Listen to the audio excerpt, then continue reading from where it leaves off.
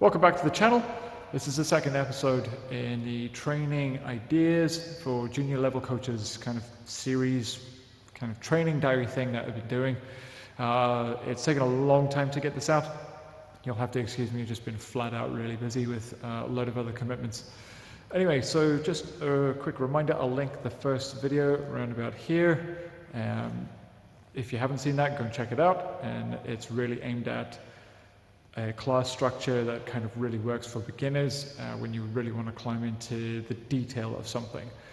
So the idea was to really focus on one thing and kind of really drill that home through the course of the session, kind of build it to conclusion through the various stages of the session. And I think that approach, I still hold by that. It works really well when you're dealing with more beginner levels, like Q grade levels. It's usually a good thing not to throw too many things at them at once, and rather try to make significant progress on one or two things at most.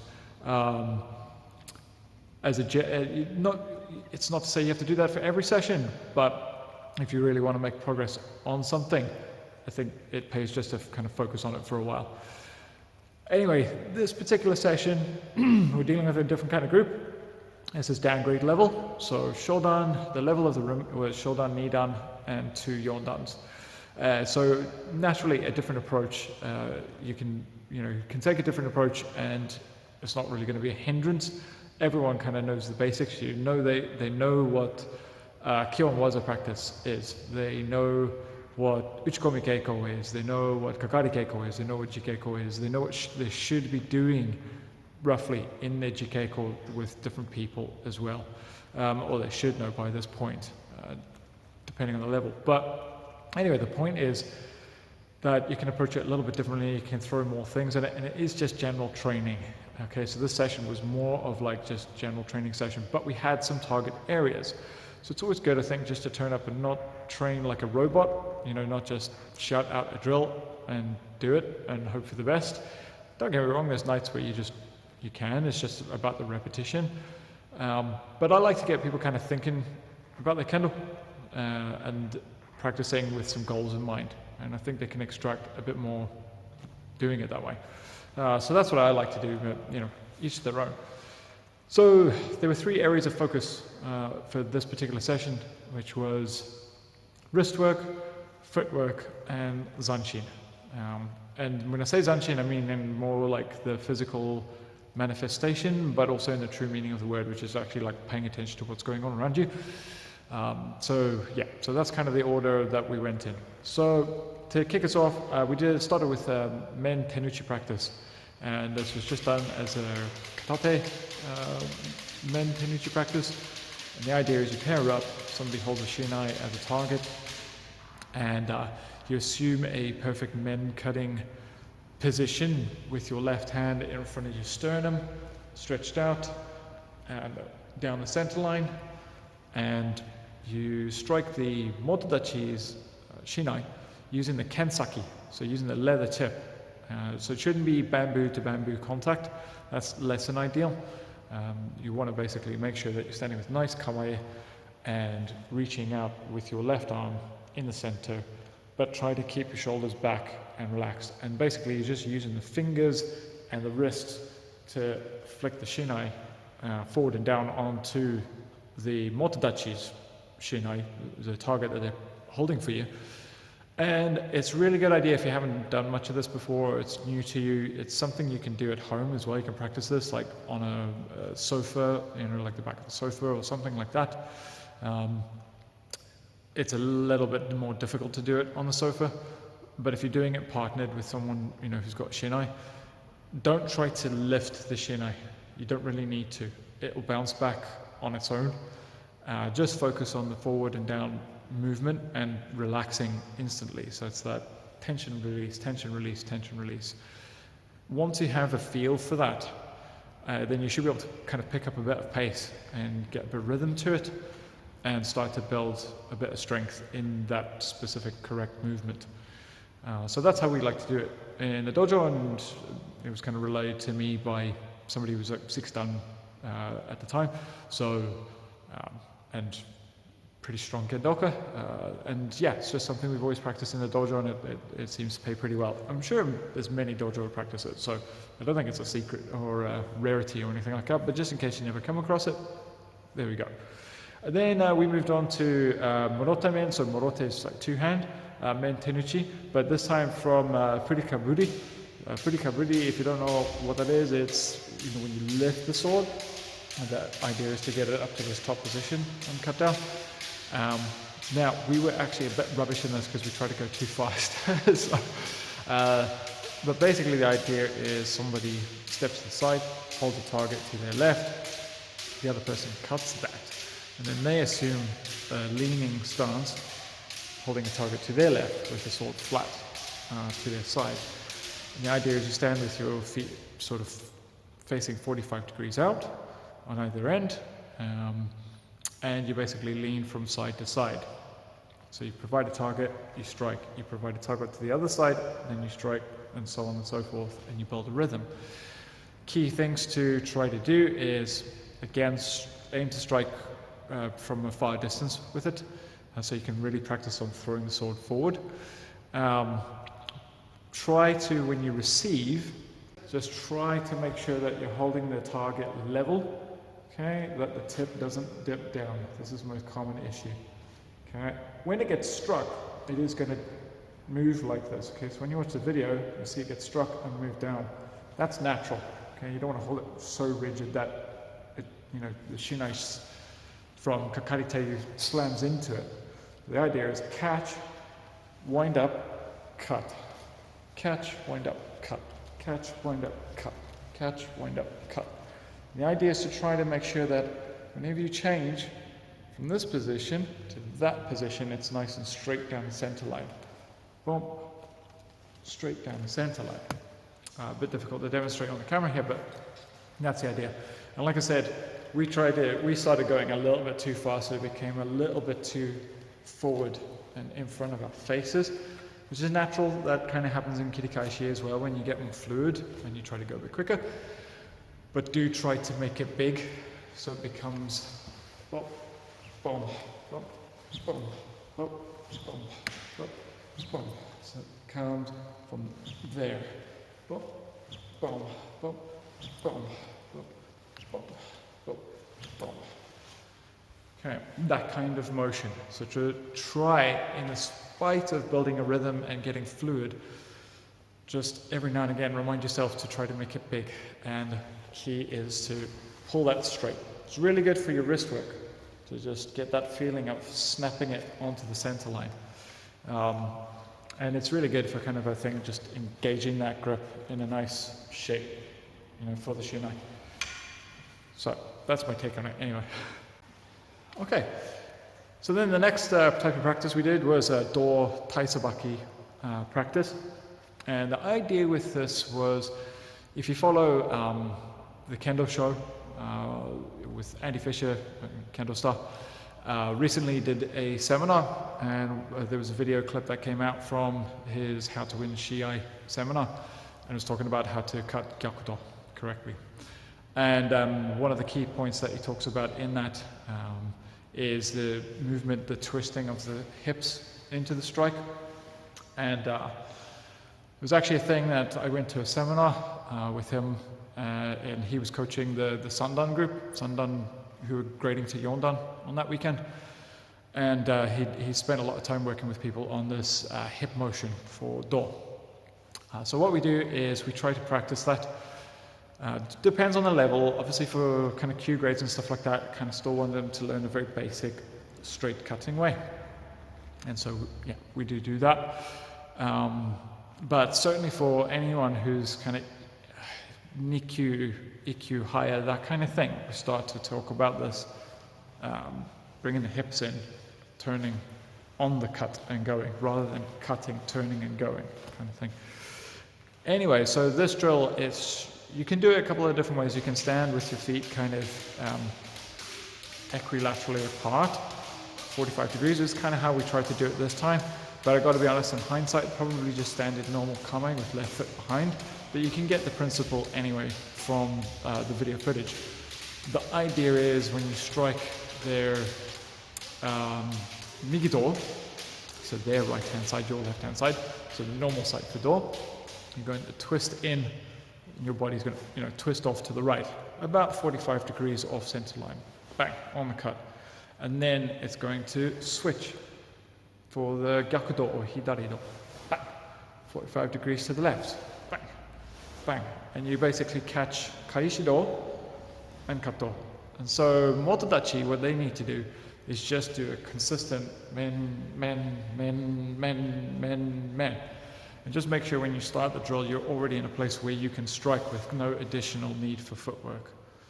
And then the key things then to look for is get this twisting, the kikentai no ichi, the bang, bang, bang with your hips. That's one thing. And then the second thing, once you've got that on the go, is try to make sure that the timing for the kaishi and the do, the motion for that, needs to be the same as you try to train your shikake waza. You do your shikake waza not as 1, 2. You do it in the timing of 1, 1, 1, right? So for this exercise, you've got to try to do the same thing. It can't be catch, strike, yeah? Catch, strike, catch, strike. This is not a good way to do kaishido. It'll never be practical or successful. It needs to be instead 1, 2, 1, 2, 1, 2, 1, 2, so that the catch and return is in the timing of 1. So it's basically taking that same principle that you learn for your shikake waza, and you should apply that to your oji waza. So whether it's suriage or kaishido, even when you start to talk about things like, it's not oji waza but debana waza, one of the key things that I think usually ruins people's debana waza is they have a tendency to try to lift and cut in 2 motions. So it becomes, they do all the good work, get the seme, the hand for the men is about to go up from the opponent, and they go 1, 2, and by that time it's too late. Whereas, if you had that seme, pull the trigger, 1, then you'll catch them before that right hand gets up too high. So that, it's a critical thing.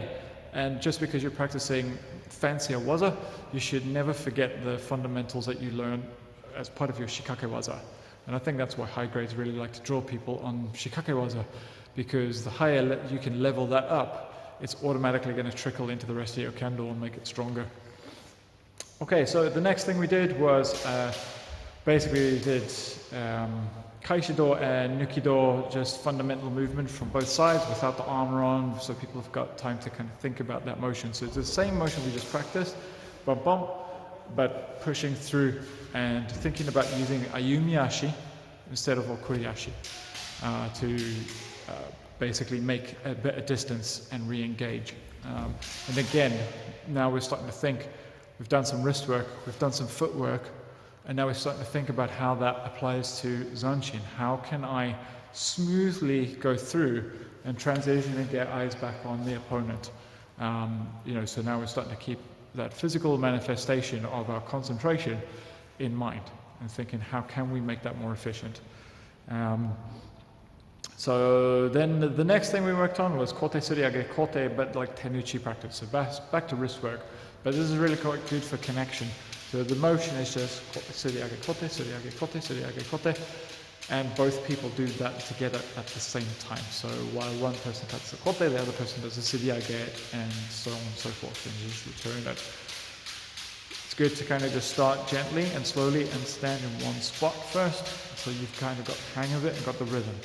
Once you've got that, then the motodachi can start to lead the practice and move forwards and backwards or side to side.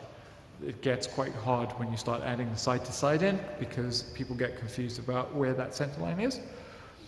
The other thing that's really key for this, and it's quite difficult, is to make sure that you continue to make sure that you're extending your left arm, and in fact both arms, that you're extending your arms into the kote and the suriage, because you want to practice suriage, kaishi, movements, all those kinds of things. You want to practice them really going forward into the opponent with your arms, not reaching with your shoulders, but certainly extending with your arms. The closer you can catch their waza or stop their waza, the more time you buy yourself. So that's the thing. That's the thing that when you see people who are really accomplished, that's why it looks so easy, because their form is right. They catch the other person on their side of the mai, rather than the person invading their mai. Now, if you catch a Kaishido going back like this, if this to this is time, and you catch it here, that time has already passed. If you catch it way over here, out in front of you, you still have this time to make your waza. So that's what it is. Catch it forward, extend, and that buys you time. Okay? So, that's the kote suriage, kote tenuchi practice. Then we just did some dohai saburi, which was really good for just warming people back up, just getting the blood pumping, because we've been out of armor. We've been working a bit, but if we're going to throw the armor on, things are going to get a bit more heated. So just get people's blood pumping again. So it's just one of those things. It's still good for your wrist work. When you do hai saburi, there's a lot of people that think that I've seen different interpretations, but I've certainly seen people where it's like really pedestrian with the wrist work. And in our dojo, we really like to work on throwing the sword forward. A lot of focus on tenuchi and saya and snap. Yeah. So it's a good opportunity just to finish with really charged up and just thinking about that snap to the cuts. So then we did a couple of footwork drills up and down the dojo, but they had a bit of a twist to them. So the first one was I just call it taisabaki kiai practice. And kiai, in a sense, not so much of shouting, although we do shout, but the idea is mutual energies like spirit working together, okay, because it's a very cooperative exercise. The idea is you stand in Aichudan, you move in, and you establish a bit of pressure onto the mune of the motodachi's door, and they do the same for you. And so there's a side that initiates, and they push forward. And they just use the kakegoi, the shout, yeah, and continue that all the way down the entire length of the dojo on one breath. And the idea is when you drive forward, the motodachi lets you drive them a bit. Okay, so they're moving back cooperatively. The idea is to keep that connection. Don't let the shinai break connection of the mune. To do that, the kakarite is going to have to drive forward with their hips. And so that's the name of the game. Now, I wouldn't do this with like really low-level beginners, because they don't really have the control to keep the shinai on the mune, and it gets really scrappy. There's other exercises you can do that are more basic, that work on the same concept. But you can take it to another level with people who have downgrades and have a good degree of control. And even then, it's quite a difficult exercise. It's easy for little moments of breaking connection, but they're only little moments, and so you can mostly get on with it. So we found this exercise pretty good. The idea is, as I say, is not just to then move with your feet, but to really drive your hips forward. And it works great for breathing. It can be a bit challenging for kamae to stay upright. There's a tendency for people to want to lean in with their shoulders. So it's really important that they focus on just driving from the hips. But it's good exercise. And then we did men with zanshin practice. And this is going back to then working on some thoughts about zanshin. Okay, so trying not to do this sort of cut and go through into the distance kind of thing. We're quite fortunate in our dojo. We don't have a lot of people who do that. We're mostly a dojo that sort of cuts and builds a small amount of distance to turn around just outside of Isoku Itanamai and then do a sharp turn. And if they're really good, the people in our dojo tend to actually use their heads, turn their heads. You know, you can do that in Kendo. You can turn your head and you can use your eyeballs. I don't know why people don't, but that's a thing you can do. So we'd cut and tend to look and then turn and re-engage. But it's something when I look at high level kendo, that's not really what I see. What I see is, cut and turn and make distance. They get eyes on really, really quickly, and their backwards footwork and ability to make effective posture going backwards is very strong, and we're not very good at it. So that's what we try to work on. We've still got a ways to go, but it's important that we work on it. So again, just thinking about zanshin, thinking about improving that, and just trying to break people's mindset away from this idea of you still need to go straight, you still need to drive through, but that doesn't mean you just ignore people and just go past them into the sunset. And it also means that they understand the difference between practicing footwork and tachiai, actually an engagement with an opponent that's in front of you that you need to consider. Anyway, so then we hopped into armor. And we started off with, I believe most people would call this a sumi special. I'm pretty sure that's kind of where it came out of. But anyway, I've practiced this with a couple of sensei. But the idea is 15 seconds uchikomi keiko, immediately straight into 15 seconds kagari keiko, which you should start always, this was the rule, with 3 of your best kakegoe. So 3 big shots. Yeah! Yeah! Yeah, and then go, and straight into kirikashi, and more like zanshin kirikashi, like really get on with it kind of kirikashi, like give it your beans, right? So yeah, but 15 seconds roughly equates to about sort of 7 to 10 strikes. So if you're having trouble counting the time, count the waza instead if you're motodachi. But the idea is as they finish one, just give them a wee tap on the door so that they know to transition straight into the other. And with kakari keiko, you can usually do that as well.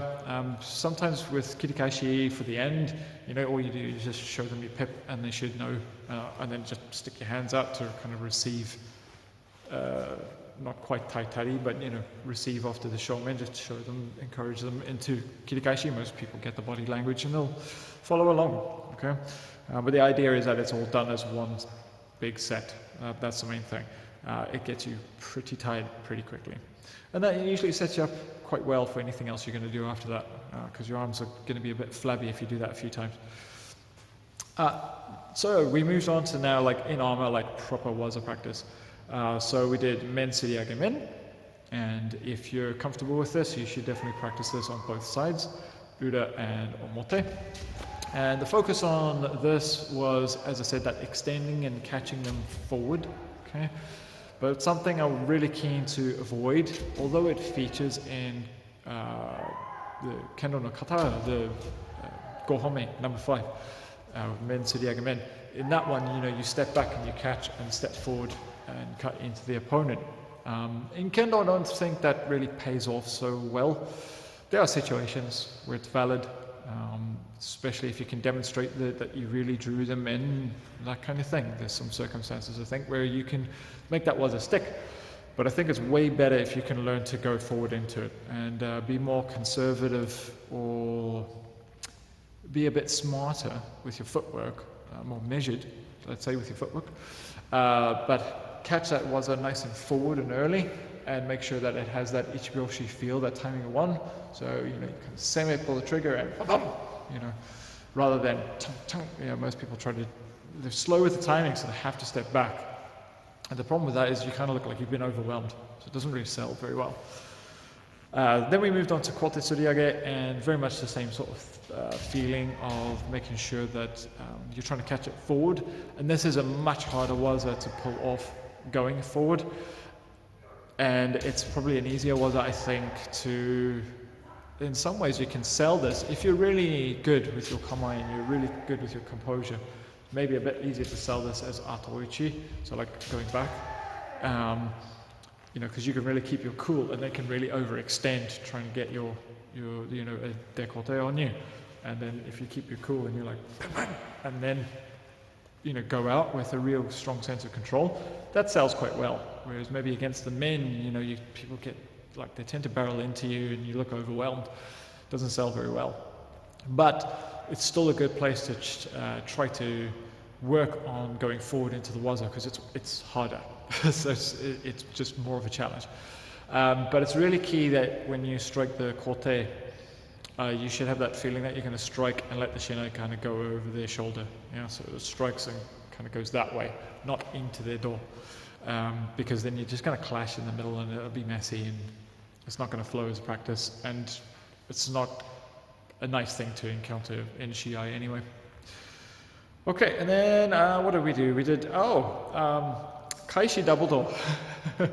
So this was more of a case of, there's quite a lot of people when they do Kaishi do, I feel like they really struggle with this timing of one, this making it smooth and really getting on with it. You really have to have a bit of confidence to just commit to doing that. Lots of people are worried about seeing that they've caught the other person's shinai. They want to see it. You don't really have time to look up there and go, did I catch it? You've just got to have the confidence to do the right shape and just commit. Yeah. And if you don't feel it, that's because it probably missed. So don't worry about it. Just move your sword up the center line and do the hip motion. Just do it, commit, and go for it. And I promise you, it'll work a lot better. If you stop to check if you caught their sword, if your block was successful, even briefly for like a little instant, you might not be sitting there thinking like that. But if your mental attitude is, oh, I catch the block and then I cut. I'll only cut if I get the block, kind of thing. If that's where you do your Kaishido, it'll never work. So just commit to it and stop worrying about if you get hit, and your Kaishido will come together. As long as you're catching it, forward in front of your body, not leaning back, not stepping back. You really want to kind of drive into them, and just go through them, right? Then it's going to work. And this double door kind of teaches people, I feel, to get a move on. For whatever reason, because it's like you show them this and they're like, automatically they just hear the timing of tung tung tung, well, maybe I'm not that good, but they hear the timing of the kang kang kang, so it's catch the kaishi on the right hand side, cut the door on the left hand side, so their right hand side, your left hand side, and then gyakudo and out, right? And that kind of sets up a nice flow for the footwork. So you get this nice kind of pump, pump, pump and you get to practice that hip twisting, and the zanshin coming back diagonally with eye contact, make sure you're done. So it sells all the things we've been working on, the wrist work, the footwork, and the zanshin, all in one drill. But it really, you have to just get a move on and do your door, because now you've got to do two in the time. You're kind of aiming to do two door in the time that you would normally do one. So yeah, I think it's really good for people's door waza, but it's not something you would probably do that often. You just pull this out of the bag every now and again, just to, as I said, light a fire into people's rear end. Okay, and then so then we did Kaishi door practice proper, okay, now go ahead and apply what you've worked on. So that's pretty straightforward. And then we did some dekote practice, and again, timing on this is really key. So the idea is we're doing this keiko or this kion waza as seme keiko. So kakarite must make some kind of signal for motodachi to go. This is important, so we're not just stabbing in the dark, because otherwise people don't get it. So the idea is you just kind of, seme in nice and straight, and when you're ready, you just invite a men attack. And motodachi's responsibility is to try to do their very best men. Don't hold back. Give it everything. Otherwise, kakarite is not going to learn. And kakarite, they've got to avoid hesitation and do that. Just do a great kote, timing of one, and advance forward and close the distance. That's what they're trying to do. Or, cut straight and turn out off the center line if that's what you're planning on doing. You're trying to let them go through so you can kind of get back on them soon. Whichever path for zanshin you choose of those two, that's fine, as long as the cut is forward and straight. That's what you're trying to achieve, and just catch them really early, like at the point where they have the thought to go is what you're aiming for. Not so easy. And then we did Aimen, but for Debanamen. So basically both parties are playing for Debanamen. So build a bit of pressure and just fight for 5 chances for debana men. This one's really hard. If you get 1, you've done well. It's quite common for people to do 5 men, and not get 1. So, if you're kind of the same level as the other person, it's entirely possible you won't get 1. That's okay. It's in the crashing into each other that you're going to learn to improve it. You're going to find ways to strip off the fat from your movement, hopefully. And then we did Ojiwa as a free practice, and this was really good for Zanshin, but it's actually good for a few things. So the idea is kind of like piggy in the middle. So one person goes in the middle.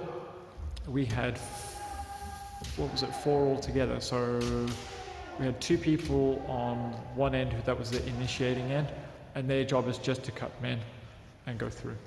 And then the person on the other end, they cut kote and go through. If you have more people on each side, it's great. Just make sure you have more people on the men's side than you do on the kote side.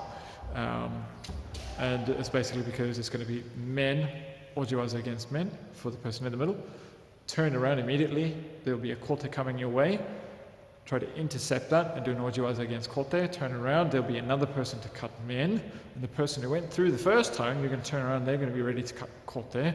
So you do your ojiwaza against them, and then you turn around and ojiwaza against the final men. Yep. So it's, say, for example, men suriage men, kote nuki men. Turn around, men kaishido, kote kaishi men, and then debana men to finish, for example. So it doesn't just have to be ojiwaza, you can do your debana waza as well. But the idea is you're going to be really switched on if you're in the middle, and everyone who's participating is motodachi, they're going to be really switched on as well, because it should go with a flow. It shouldn't stop or break down.